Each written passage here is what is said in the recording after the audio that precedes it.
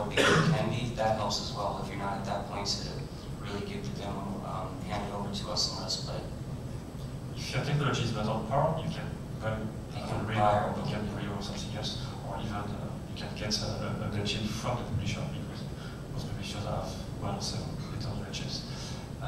If your storyline is not on par, you can get some help from external writers to get that up to speed and have some good experience.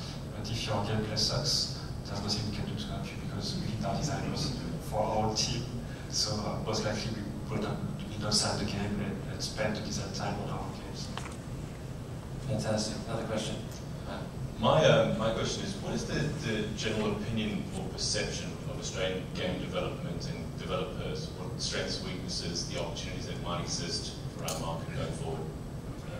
I think I can answer first because it's my first time in Australia. So basically, the general perception is very good. I don't have how can I say that?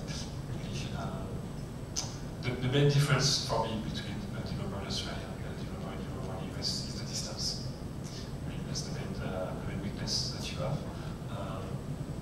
Because for the rest, in terms of technology, design capacity, and production capacity, you're on par. You can do real stuff. We've seen the award yesterday. Good games coming out of Australia, so you should be proud of what you can deliver.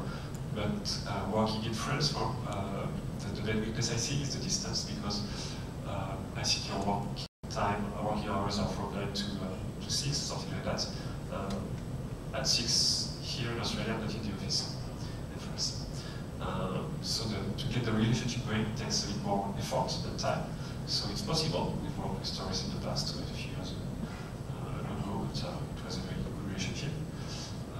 So I'm here because I think it's possible to work with Australian developers, but we have to make it work because of the distance constraint. Yeah, I think we have a very positive view of Australian developers. Distance is going to play a factor, but we work with people all over the world, so that's something that you can that you can work through. I think in general, I think you guys are known to have really good technology, so that's a positive there. We've worked with Panelists, we've worked with Chrome, Taurus, several other people, and they've all been very good relationships, so I don't see us not working with Australian developers. I think they're the greatest in the world.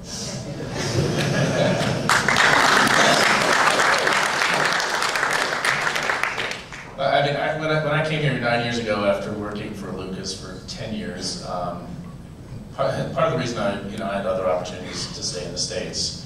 And what struck me when I came down here, and at the time in the States, I found I was kind of depressed because the industry is kind of going through this, we're making video games. It's not, for some reason, it just wasn't as fun as it used to be, and it was becoming very corporate, I guess. And it's not that has changed, but what struck me when I came down here and met a lot of the developers, and Tom was one of the first people I met when I came down here, and some of the other folks.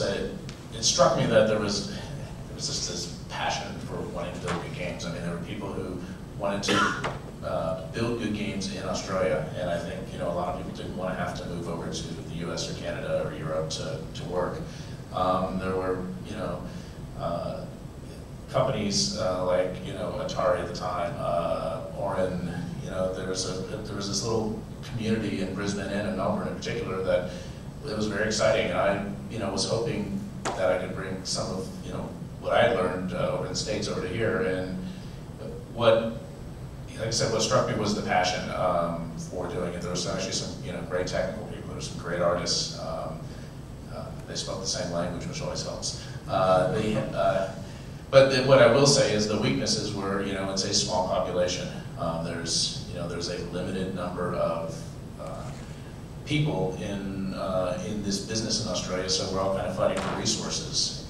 But there's definitely, as proven by some of the games released over the past several years here in Australia, that we can play on the worldwide market. So I think one of the challenges we are working, and Tom and I are working on, with the different governments, is how do we, both encourage local schools to have programs that we can, get homegrown talent, but also how do we attract that key talent from overseas. So it's a real balance, but you know, I'm very, very proud to be, you know, part of that industry here, and that it continues to grow the way it is. That's fantastic. Have we got another question? Again. Just wondering whether the time difference thing, the time difference thing is purely from a biz dev and I guess a marketing and corporate point of view, or whether it's from a production point of view as well. As soon as you hand over the project to production and production starts dealing with the developers, because we had a fantastic relationship with Activision, Bob, on Monster Jam, just recently thinking back. I know when I got in the office that I had 3 hours until the producer in Minneapolis was out of the door. And so we'd get in there, we'd catch up. He could tell me everything in, you know, emails or over the phone that he had accomplished through the day.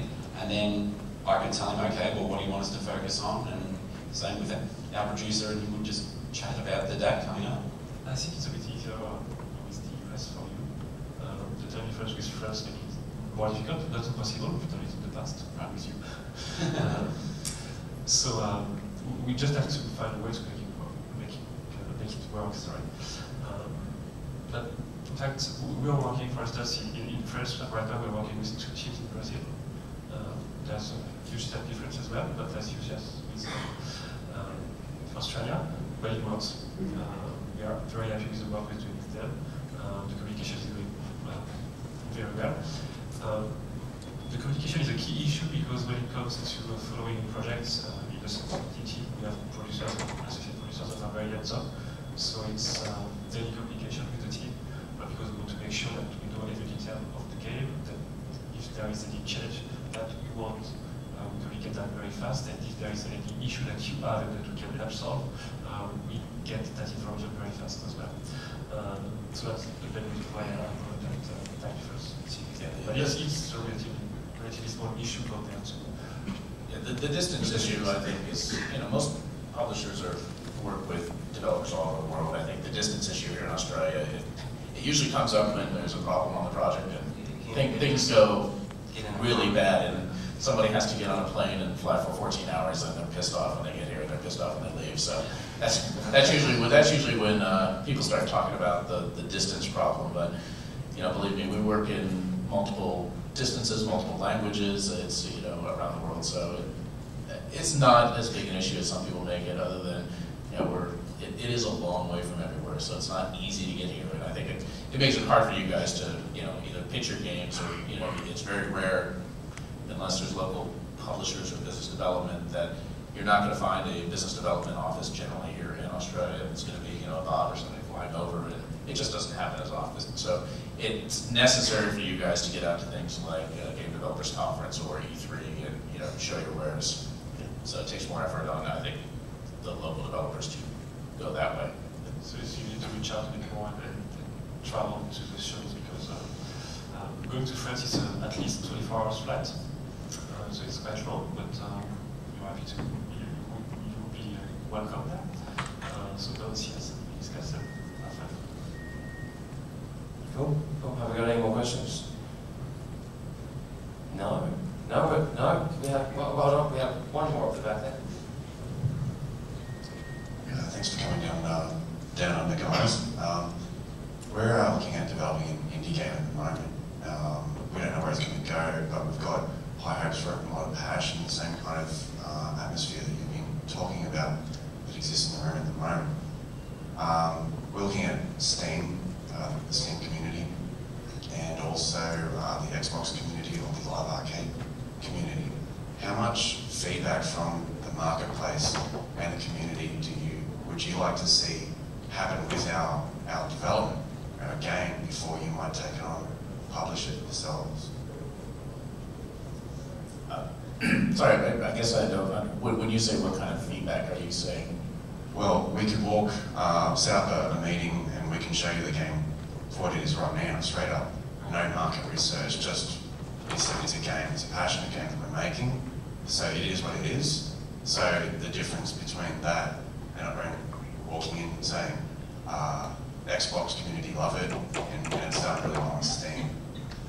But you know, it's not a complete product. We want to see it